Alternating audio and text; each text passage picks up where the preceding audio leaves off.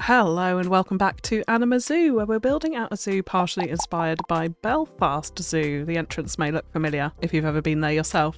And over the past few episodes we've been working on our lakeside district, adding a mixed deer habitat, the Amma leopard, Himalayan brown bears, and last time the Palace's cat. So today we're going to be continuing to build around the lakeside area, taking this strip of land over here to build out probably the biggest project I've ever attempted in one episode on Planet Zoo, with two separate habitats conjoined through a viewing platform in the centre of it, so one for the Dhole and one for the Takin. But just before we jump into the build, a quick word from today's video sponsor, which is Instant Gaming. If you're really into gaming like me and you want to check out the latest titles but don't want to fork out mega bucks every time you do, or you're just looking for a cozy new game to try out, then why not check out Instant Gaming? Instant Gaming offers massive discounts on a whole host of games, including all of the City Skylines DLCs, the entire Sims shebang, Planet Zoo and all of its corresponding DLCs, as well as many, many, many more. If you use the link in the description of this video, it also helps to support the channel, which is of course greatly appreciated, so go ahead and bag yourself a deal. So the first thing I wanted to do with these habitats was work the path away from the main path for this. I'm a big advocate in the game, maybe not so much kind of seeing it in real zoos I suppose, but in the game, having a pathway that keeps the guests when they're viewing animals off the main path, just because it can get very, very busy in Planet Zoo and it's kind of a pain when they block the path, so I always do this as a bit of a technique. So here I'm just bringing up a slightly raised path as a viewing platform that's going to run along the outside of both of these habitats, with a central point that meets the main path here and raises up just through a slope, so no stairs here, fully accessible up to this big viewing platform in the centre. And this is the reason why I'm doing two habitats in one today, because I wanted to have this really big central platform that we could work from, that you could look down on both habitats and also get some really good views over the lake from as well, which we'll come to at the end of the video. And the reason why I chose both of these animals as well is because they're both Asian animals, so in keeping with the Amma leopard and with the Himalayan brown bears that we have, they're both also native to sort of mountainous regions as well, which I thought was kind of appropriate for these very steep cliff sides essentially that we have flowing down to our lake. So I wanted habitats which were very much in keeping, particularly with the Himalayan brown bear habitat. Lots and lots of rock works, a really nice build in the terrain up away from the main pathway up towards the back of the habitat, and then having this viewing platform at the back gives a totally different perspective, being able to look down on the animals as well as look up across that hillside. So that's the reason why we've got both of those in there. And in terms of barriers, both these animals are actually super easy. They only need 1.25 meters. They can't climb, either of them either. So we don't need great big huge barriers in here, but what I did want to do is kind of extend that out a little bit. So we've gone for a 2 meter piece of wall here so that I can measure the height away from the path where the public are going to be walking. And in doing this, I realised that it was obviously a silly mistake to put in the path before doing the terraforming, because I couldn't really flatten the land very nicely underneath the area that I'd put the path, even though it was already raised. As you know, there's some weird pathing things in this game. So of course I had to delete out the whole path, and then I was able to flatten the landscape right up to the edge of the main pathway there and re-put in our viewing platform. And also in doing this I took away the fence from the elevated pathway here. I kept it up on the viewing platform, I don't mind it up there, but for the main pathway we're going to add in our own custom fence. So, you know, a big tip of mine is definitely explore the settings when you're putting in pathways, because there's so many different settings in there that can really give you different effects with your paths. So it's worth exploring the different options there, whether you want to keep the default vanilla barriers, which are all different for the different types of path as well, or whether you want to create your own barriers. Includes curb edging as well when you've got flat paths, whether you want that curb or you don't want that curb. So yeah, definitely worth exploring those options. Now the next thing I'm doing here is putting in the null barriers. I wanted to make sure that we've got enough space for our Dholes, which are going in this side, and the Tarkins will go in the other side. We're going to focus on the Dhole habitat just to start off with here. So by outlining the whole thing in null barriers, I could then ascertain whether we actually did indeed have enough space. Now the Dholes actually need quite a lot of space. You can get up to something like 20, I think it is, in a pack. However, actually reading the information about the Dholes, they live in family packs, which are usually consisted of one male, one female, who are monogamous, I believe, as well. So they mate for life, essentially. And then they live in a pack with their first and second generation children. So I've decided actually to only put 2 Dholes in here and let them breed and build up that family pack from that point. So the amount of space we actually need for the 2 that we have is, I mean, well, here we've got way more than enough, but if it was to get up to 20 adults and juveniles in there as well, we actually don't have enough space. So we're going to have to monitor the Dhole pack and make sure that we aren't getting too many animals in there. So now coming onto the front barrier, what I like to do for these, when we've got a long pathway or a long edge to our habitat like this and we want to create a long consistent piece, I like to create one section of it and then use that to copy across. It is just so much easier, so much less time consuming to create one bit and group the whole thing into one scenery group and then copy it across. So that's what we're doing here with this concrete panel, and I always use the panel pieces for something like this, especially when we've got a curve to go around. They're a bit smaller than the set wall pieces and they don't kind of conform and snap to that grid like you would have otherwise, so they're really flexible to use.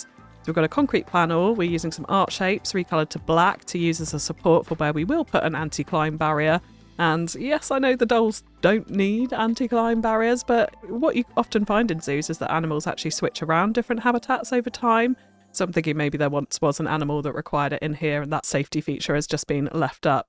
We've also got some lovely dirty stain decals on there just to make sure that it doesn't look all super brand new and looks a little bit more realistic. And then I'm trying out the fencing up top, and you will notice as well I have now grouped all of these pieces into one group so that we can easily select all of them and copy them across in just a second. So the grouping feature when it comes to building pieces and custom pieces such as this is absolutely vital. Make sure you're grouping things appropriately so that you can easily raise, lower, lift, copy, etc. So think about that when you're building what should be grouped, what's appropriate to be grouped and what's not. So yeah, we're just using some basic fence pieces in here, actually not building anything super custom for the actual fencing itself, using the mesh fencing as the anti-climb, anti-jump feature, and then some of this nice wooden framed fencing to run along the edge of the path. And really like this wooden panel fencing. I think it's very in keeping with the themes that we've got in the zoo so far. So I think it works nicely along the edge of the path here. And then I did just put in this wood plank piece, recoloured it to the same colour here to make a nice top. But I actually realised later on, well, you'll see right now, in fact, when I lowered it down, you can't actually see it. So it was a bit of a wasted building piece and one that I probably should have deleted. But nonetheless, if we were to reuse this piece elsewhere, it's got a nice top to it if we don't have the path edging there. So what we do now with all of our items in this one group is we can easily copy it across and run it all the way along the edge of our path to give ourselves a really nice consistent barrier which fits the shape that we need in a nice, simple, easy way. And it might be if you've got a really tight curve to work around that you actually use some of the 1 metre panels. So this is a 2 metre by 4 metres, I think it sinks right down into the ground panel, but it might be that you use one of the 1 metre wide so that you can curve it a little bit more tightly and more seamlessly along your edge. And now what we're doing is just taking some of the decals here, deleting some of them out, turning some of them around so it doesn't look like such a repeated pattern. Now you could say it might be easier to come in afterwards and just plot some decals on with random rotation, which yeah, it probably would have been. But nonetheless, this is how I chose to do it, or decided to do it in this zoo. So yeah, in the end we get a nice pattern that doesn't look super repetitive, so it works out quite well. And then around the viewing platform at the top, I decided to use some of the broken temple wall pieces to just kind of block in the bottom of it. So it looks a little bit more kind of run down and crumbly in a few places, but adds these really nice, huge blocks in. It's sort of a semblance of a little bit of a theming, but I know these are kind of South American rather than Asian in this sense, so maybe not in keeping. But either way, I think they look really nice when they're positioned and aligned around the bottom of our viewing platform here. And then for the rest of the habitat barriers, I'm actually using this amazing blueprint, which is on the Steam Workshop by Caesar Creates. It's Caesar Creates Mud Walls. If you don't know Caesar Creates, go and check out his YouTube. He is an unbelievably talented Planet Zoo content creator. Makes just the most incredible stuff. Super, super inspiring. But he's also got some incredible blueprints on the workshop, and these walls being one of them. So what you can do with these blueprints is, you'll see I placed it at the top at the edge of the map, and then I can select individual pieces and duplicate them and move them into place. So we're using some of these rock walls which slope back very subtly for the back of our viewing platform here, which I absolutely love, just works perfectly. And I know I did start this zoo by saying I wasn't going to use blueprints, but at the end of the day, these episodes take hours and hours and hours to create. So using a few blueprints here and there when someone's already done a much better job than I could ever do, frankly, on creating these amazing mud walls, I think is just a big time saver. So yeah, big shout out to Caesar Creates on that. And then as well as this stone wall at the back, we also use some of the mud walls around the rest of the habitat. So firstly, this nice narrow piece to frame our slopey pathway going up to the viewing platform. And then we use a combination of this piece and a couple of the other different styles of pieces to go all the way along the back of the habitat.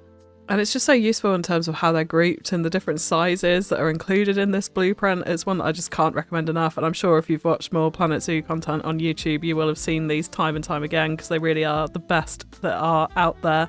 And some really interesting shapes in there, like I said, so we can kind of use them to follow the terrain, as you can see up the back of the hill here. And it creates just such a nice sort of not natural backdrop, because it does look fake, which is something that I also quite like here. Like, zoos do have these big fake rock mud walls, and these are just perfectly in keeping with that style that you so often see in real life zoos. So yeah, absolutely love these. Okay, so now we're getting on to building out the shelter for the dolls, and I started by actually placing this staff room in here. I was going to move it from the disastrous half-built animal holding centre that I did absolutely ages ago and kind of haven't really finished because I lost track of where I was. It was so long ago that I started it. I think I'm just going to demolish the whole thing and redo it at some point. But for now, we're going to move the staff room into the back of the doll habitat. Like you can see here, we're using plaster wall pieces all the way around it, and then I'm just adjusting the fence so that we can have the keeper gate going in through that door. So a sort of side door next to the staff room. And in terms of keeper hut, they're actually going to utilise the one that is in the building opposite this, which is for the Himalayan brown bear habitat. So there's a keeper hut nice and close. It's a large one, so it can definitely support a keeper for the dolls and for the Himalayan brown bears, no problem whatsoever. And then here you can see the keeper gate going into the little hole that we have left in the wall there, which fits in really nicely. And then I just went around and adjusted all the barriers before I forgot, so I could finish off all of these barriers to make sure that they were inside the mud walls that we had placed all the way around. Really important if you're using null barriers to make sure that there aren't any bits kind of overlapping or sticking out from your scenery into the habitat, because then you're constantly going to get those warnings that the animal has escaped. Unless, of course, you're on Sandbox and you've turned off animal escaping, in which case they just won't be able to go into that area. Now back to the inside of the shelter, and I just used some of these basic mesh fencing pieces because they got the poles already detailed on them. So instead of trying to do something custom with individual mesh pieces and adding the poles in and the fittings ourselves, I just thought I'd utilise some of these to create some holding pens within the inside. So we have a couple of different spaces that the dolls can kind of be isolated into if it was needed inside the shelter. Now with the keeper, I have actually left some space for them to be able to traverse into the habitat, because they can't go through scenery inside a habitat, whereas they can outside. So it's a little bit of a odd one there, but they do actually need the space to be able to walk in and not be blocked by the mesh fencing and the scenery. So I have left that inside. And I'm not actually utilising all of the Sandbox settings in this zoo, so the keepers do need to be able to go inside the habitat, and I will do an episode very soon where I show some of those settings, where we're at with all the babies. We've got lots of babies in the zoo as well, and actually open the zoo. I'm thinking possibly the next episode, but there might be one more maybe before we do that, so I'll keep you posted. And now we're just putting in a basic concrete floor into this, and I usually place them in within the grid of our main building, then select all of the pieces, split them out into their own group so that I can sink them right down into the ground. Because one thing I hate more than anything is when hooves and feet and things clip into the floor surfaces, so I really want to try and avoid that by making it as low as possible to the terrain. And I've been very careful to make sure this section of terrain is completely flat, so we shouldn't have any issues with that. I then just came in and recoloured the plaster a little bit. What I wanted was this sort of off yellow, kind of a little bit like it's been there for a while and discoloured sort of colour on the plaster, which is what we ended up going for here. And then it was a case of adding in a bit more detail around the building. So we do have one larger animal door you would have seen me place for the outside to get the animals in from the staff area, the backstage area, into the actual habitat. And then I'm also creating these little makeshift gates that you could open up to let the dolls come in and out of the actual shelter itself, rather than through that big archway. So if you needed to get them into the segregation area, for example, then you could do that through these little doors. Now, at the moment, I'm just building them onto a flat plaster wall. What I realised, and you'll see that in a second, when the dolls came in, they actually spawned direct into an enclosed mesh area behind these gates. So I did actually have to open up one of these gates a little bit later and use plaster panels to surround it. with the walls, so there was actually an opening there to get the dolls out from where they spawned into the rest of the habitat, which was kind of funny.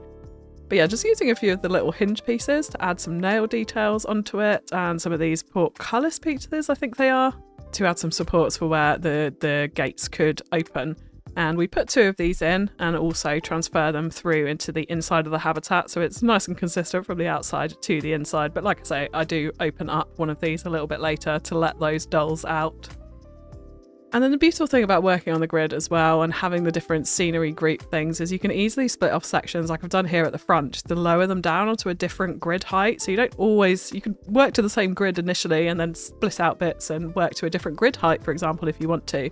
So the reason why I'm doing that is because I find the 4-meter walls can look really, really tall, especially for an animal habitat when the animal is actually quite small.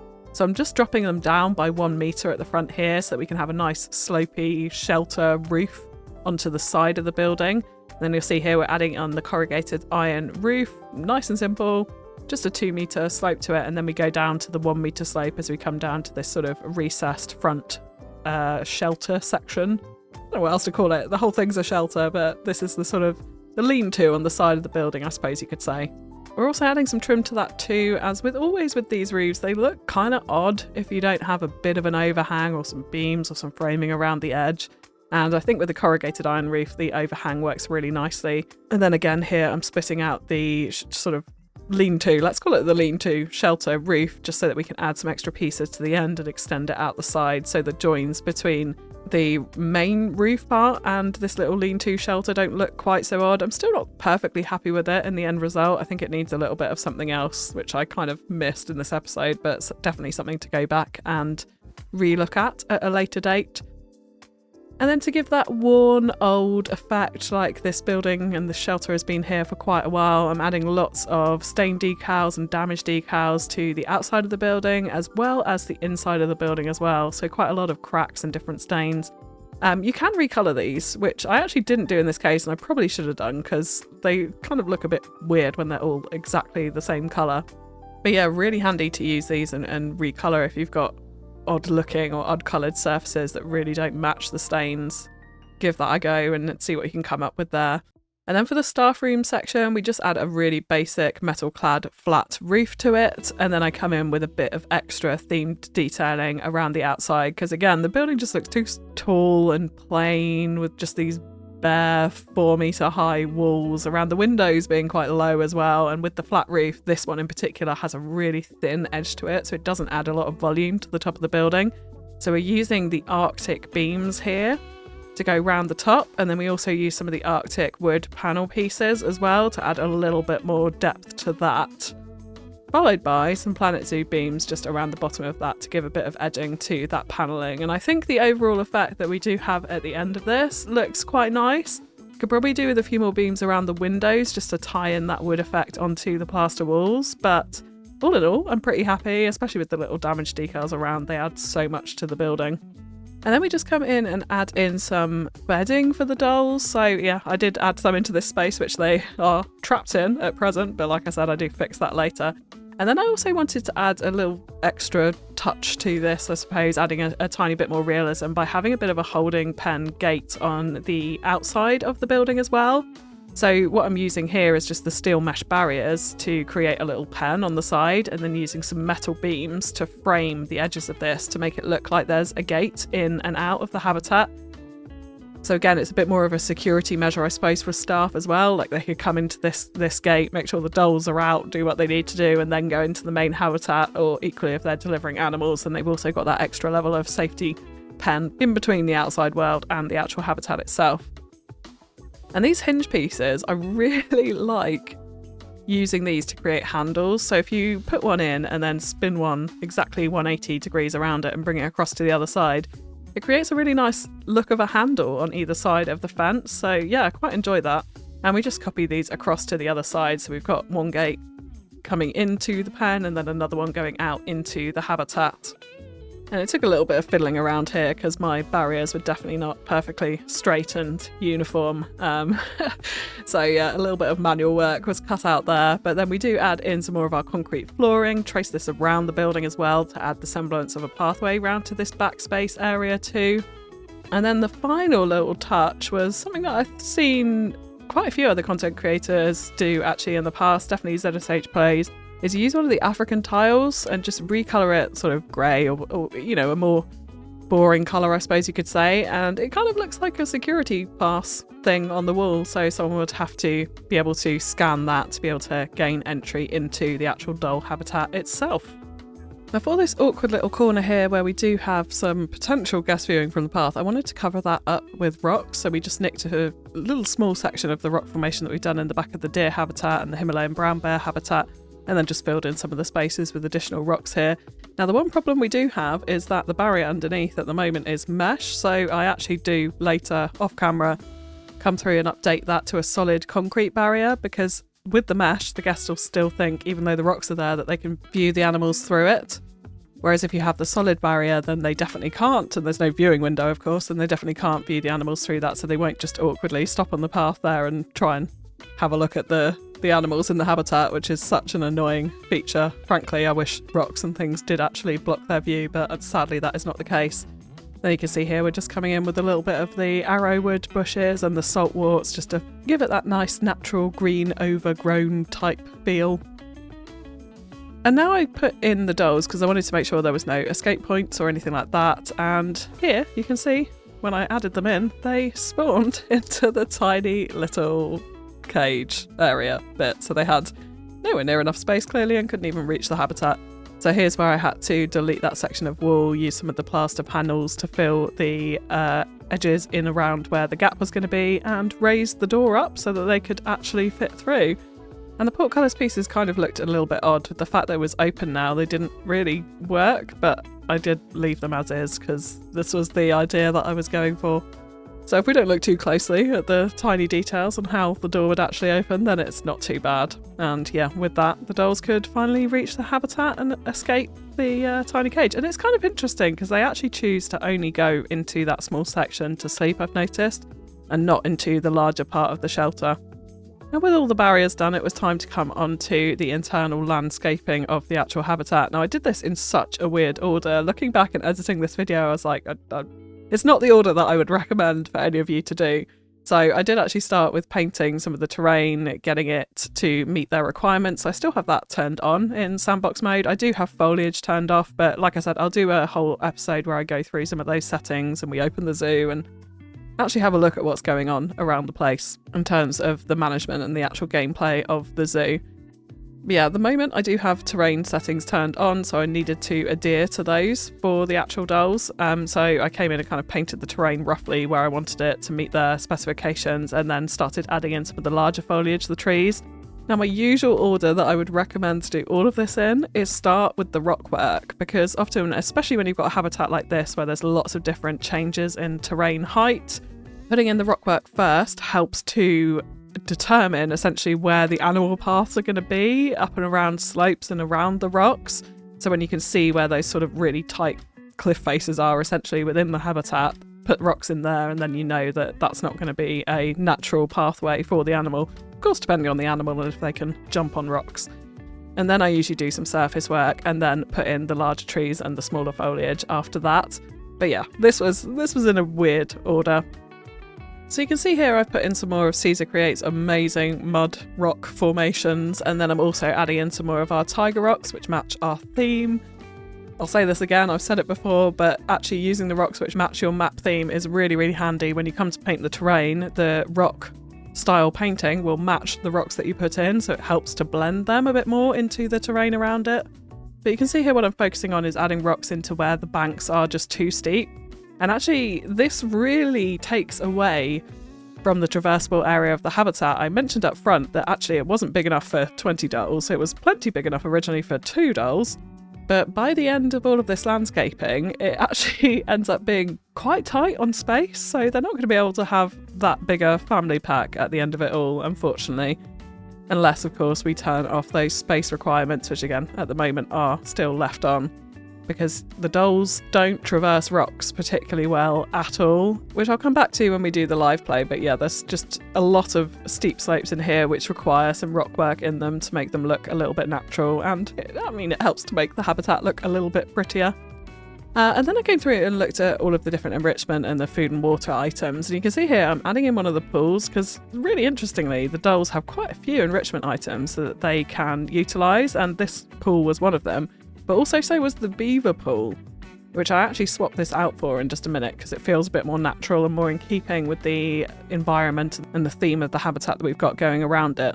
But just to add to that, I do add in a little fountain effect here and use one of the gutter pieces just to create a bit of a sort of spout for it over the pool. I love doing this. It adds a little bit more motion to these enrichment pools. And I think the gutter piece in particular just covers up the end of that fountain piece, which is kind of weird and a bit ugly in my opinion, really, really well. So it looks like you've got that water functionality hidden within the rocks. And then you can see here I'm just switching it out for the beaver pool and redoing some of the rock work that we did around it.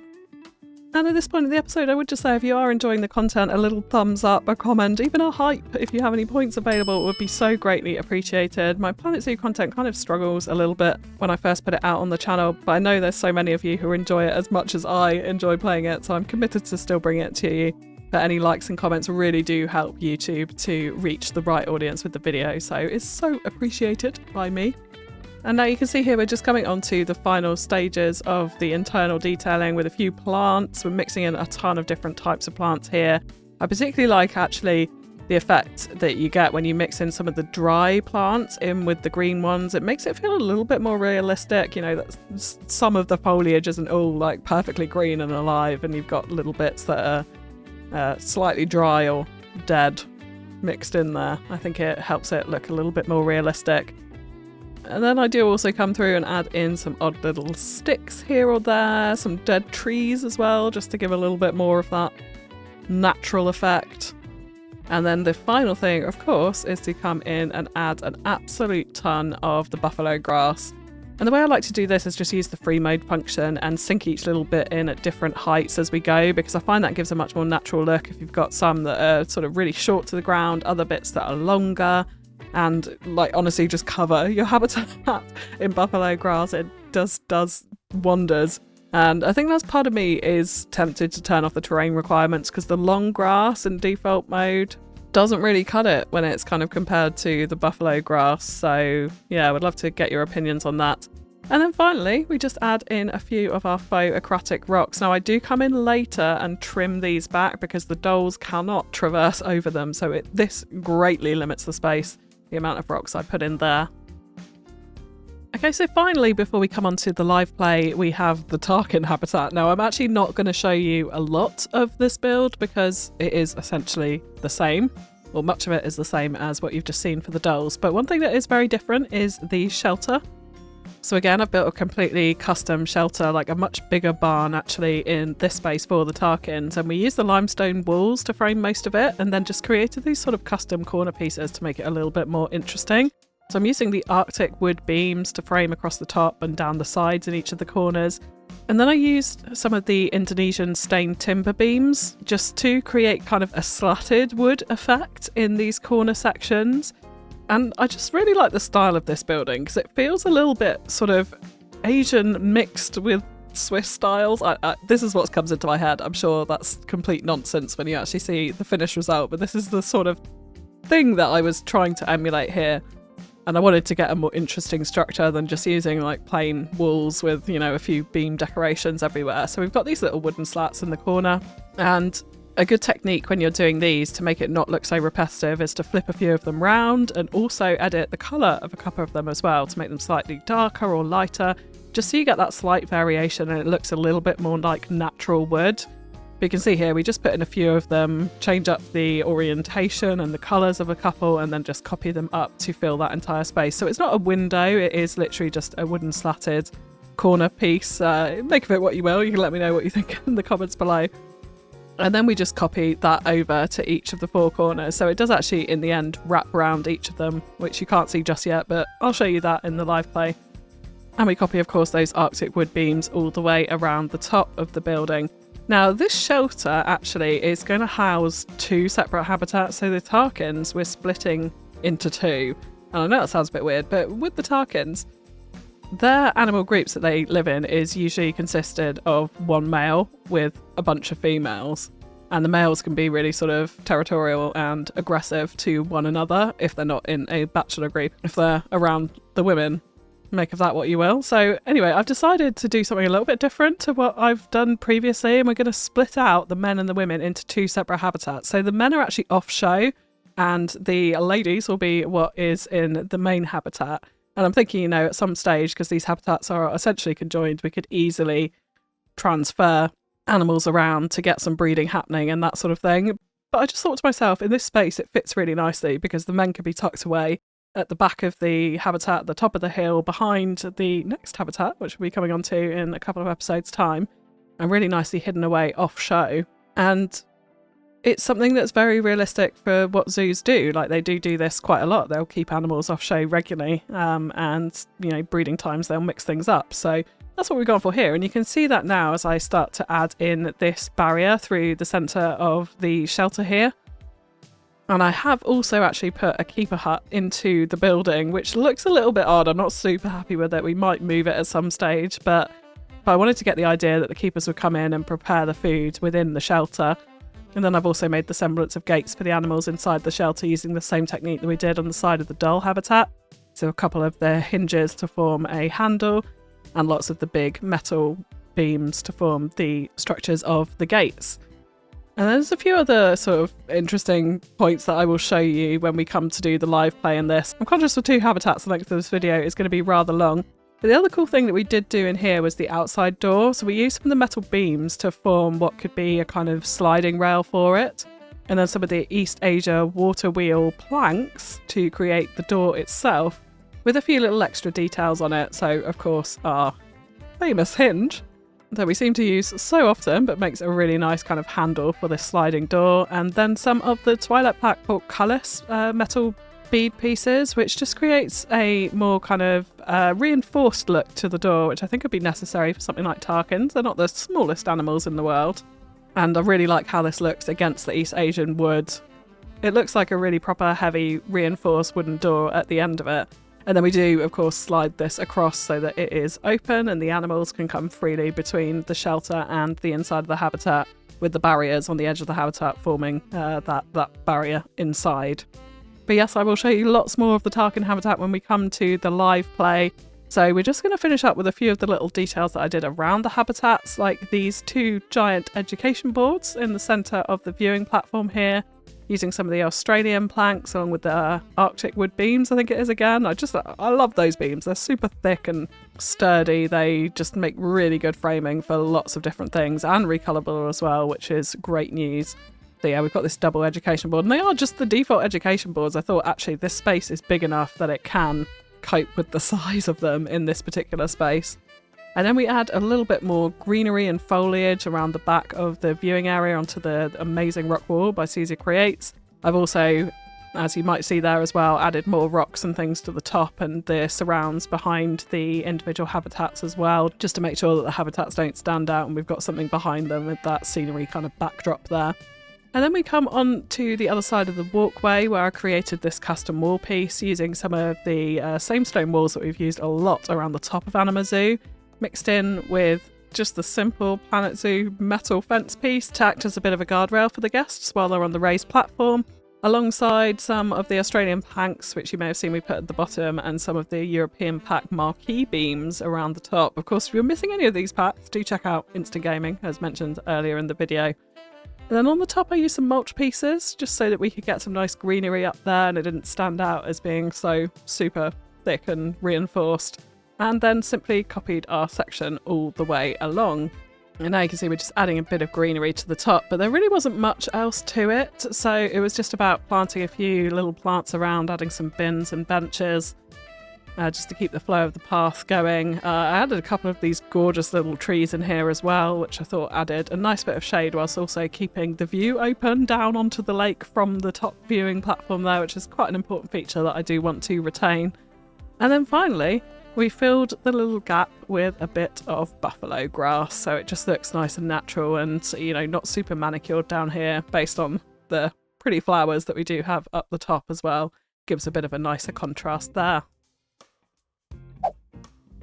Alright, so let's jump into some live play and take a little look around. And we're starting up here at our entranceway at the viewing platform that we have right down over the lakeside district here. And there are our new habitats in the background. You can see that viewing platform, the education boards, shining really nicely in the background there. Now, in terms of the next episode, we are going to be coming in here and putting in either a food court or a restaurant. I'm still a little bit undecided on that. Intertwined with a red panda habitat. So I'm going to have to be really conscious of not blocking the view from that platform down across the lake. I'd like to maintain at least some of that sight line there. And of course, we still do have a ton of detailing to do around the lake itself, but yeah, that just gives you the wider perspective of these habitats over here. Now, if we fly on over across the deer, across the Palace's cat over here, you can kind of just see the scale of the habitats as well, which was, yeah, it was quite the project actually to do 2 in 1, but I definitely think it was worth it because of this intertwined, conjoined viewing platform area in the middle. But yeah, let's start off with the dolls, and we have our staff area over here, which it needs a bit more work to it. Like, I need something around the windows, the doorways, this big gap across the door into the actual shelter here. It's yeah, the roof as well. It's it's not perfect, but yeah, it's a start at least. And I'm really quite happy with the insides here too. So the dolls do actually just sleep in this section rather than coming out into the main habitat here. And I have left this gate open because obviously the keeper needs to be able to walk in and out of here. Now, we don't actually have any dolls in there at the moment, so they must be somewhere else in here. Of course, we do also have this back area, which I showed you, where we have got this sort of safety gate for getting animals in and out, an alternative route other than through the main shelter itself. But yeah, just coming into here, we've got this really nice terrain change. I love this about this area of Anima Zoo. In fact, it's going to be pretty much all of Anima Zoo is going to be on slopey hillside terrain. This sort of mountainside zoo inspired by Belfast, of course. And they do use a lot of the habitat as well. This area up here is actually quite plain, but it's actually pretty hidden from view. When you come down to the viewing platforms here, you can't really see a lot of it. And the dolls, I mean, they need such a huge space considering the size of the animals, so a larger pack is definitely going to be helpful here. I think we're probably going to get guests saying that it's rubbish on the basis that it's a massive area with very few animals and probably quite different to spot, but here you go, you can see them running around. Now, of course, we need names for our new animals, so drop any suggestions you have for either our male or our female doll, or any of the Tarkins as well. We've got 3 male Tarkins and 6 female Tarkins, so that's quite a big group over there. But let me know in the comments below and we'll give them names next time, of course. And yeah, we've got some enrichment things hidden all around this habitat to try and get them to use a lot of it. I've actually deleted a tree out from here. I've just realised that it was meant to be in there, so that looks a little bit weird. I was trying to get some screenshots for thumbnails, and yeah, ignore that patch because that'll be fixed for next time. But the other thing I really like about this as well is those Caesar Creates mud walls. Just if you look at that at the back, it's so subtle how they're sort of blended in, but it just looks so real, like this is what you realistically see in zoos like this. They're just fantastic assets, can't recommend them enough. If you're there on the workshop having a search, do go and check them out and throw Caesar Creates some love for that. Then of course if we come up here to our main viewing platform, this is what we get down over the dolls, down towards their little water pool there. I've yet to see them use it. I'm not convinced they do actually use it, because yeah, I've been watching for a little while, and no sign of using the pool, but it is in their enrichment list, so time will tell, we'll see. Maybe they'll dive in at some stage and get a bit of a hot spa on the go. But then if we head on over to the other side to our Tarkins, because you haven't really seen too much of this, again, it's a very, very similar habitat. Now with both of these, I'm conscious that they're sort of mountainside forest animals, so that's why we've got quite a few trees in the dolls. You could probably say almost too much because it blocks a lot of the view, but I wanted to really give it that natural feel, and also a feel of the fact that this is a space that was part of the natural environment around this lakeside, and they've just come in and put up the habitat fences essentially and the facilities for guests, so it still feels like a natural space that they've utilised the existing landscape and the existing environment to create these habitats. So the one different thing about the Tarkins is there's actually less trees and a bit more rock work, because they can traverse the rocks much, much more easily. And we use some of the temple rubble pieces here rather than the aquatic rocks, so there's a ton of those dotted around to give it that slightly more rugged mountainside feel versus the dolls, which are a bit more of a forest animal. It's obviously been feeding time because they're all nicely grouped around that there. The one thing about this habitat is it's very, very shady. So because we're in a taiga biome, the sun is always quite low in the sky, so it never gets super sunny in here. But there are patches of sun for them to enjoy, so I'm sure that'll be alright. And you can see the contrast at the back here as well. So actually where we've got a slightly sort of flatter mountain and less of a steep cliffside, we've just utilised some more rock work, gently sloping back here, and used some of the standard steel mesh barrier to block off the top. If we go a bit closer, you can see that here. And I really like the look of this actually, and it's not super noticeable from the path for the guests, so it doesn't stand out like a sore thumb, but it looks realistic for what you might find in a zoo, I think, particularly with those undergrowth and bushes down there behind the back. Now, if we take a look at the barn, I absolutely love how this has come out. It's a very specific style. I don't know if my point about kind of Asian mixed with Swiss comes through at all, but that's still what's stuck in my brain about this. The white and the wood, I think, is what does it here. If we come inside, I did also do a little custom feeder. This is something I've an idea I've definitely stolen from Caesar Creates again, just to give some shout out to him. I saw him use some of the buffalo grass as straw in a custom feeder. So I've kind of taken that idea and run with it here with this wool-based feeder, or makeshift feeder for the Tarkins. And then, yeah, we do have some dilapidated barriers here, actually. We need a bit of zoo management on the go. But, of course, the actual habitat gate in here and a sleeping area for the Tarkins. And that's the female Tarkins there. But if we come out here and go to the male, so we've got our keeper hut in the middle of this room. We have a gate here. And this is the male Tarkin sleeping area. And it comes back through into the male Tarkin's habitat out here. Now, theirs is pretty bare and boring. It's an off-show habitat. It's plenty of space for them. So there's ample space in this area, even though it looks a lot smaller than the other one. And they've got all the enrichment they need. So it does the job. But it is very plain and off-show. Like, you can kind of tell that this has not been designed in any way, and it's just a place to keep the animals happy, essentially. And then we do have the habitat gate down the side here for keeper access.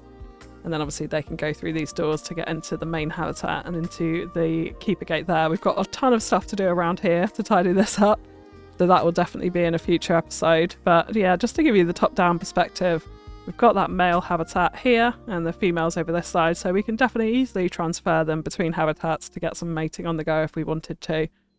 I just thought that was a really nice realistic touch to have in our zoo. So for today, that is going to be it. If you have enjoyed the video, likes, comments, shares are all massively, massively appreciated. And like I mentioned, we'll be back very soon to do that food court restaurant area along with the red pandas and finally open the zoo. That's all from me for now. I'll catch you again next time. Bye bye.